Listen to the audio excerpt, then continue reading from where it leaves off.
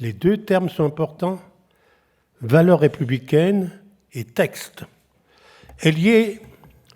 Cette congruence est liée à une histoire complexe, progressive de notre République, depuis les temps de sa formation. Anticléricale, certes, la République laïque ne se voulait pas pour autant athée. Surtout pas.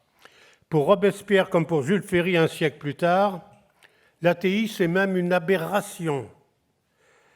L'éthique laïque entend être humaniste, libre de toute allégeance institutionnelle catholique, en particulier des justifications théologiques qui étaient liées au modèle monarchique.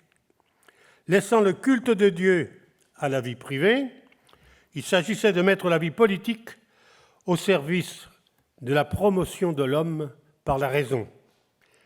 Chers amis, c'est la grâce de la démocratie que d'émettre des lois par le dialogue et non par la soumission des consciences face à un État qui se voudrait maître de ses consciences.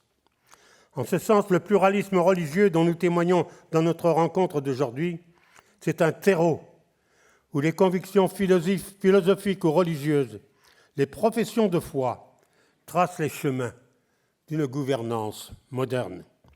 Celle-ci est faite de structures techniques, de messages rationnels, de symboles réconciliateurs qui, tout en gardant leur sel ancestral, font corps avec la nation.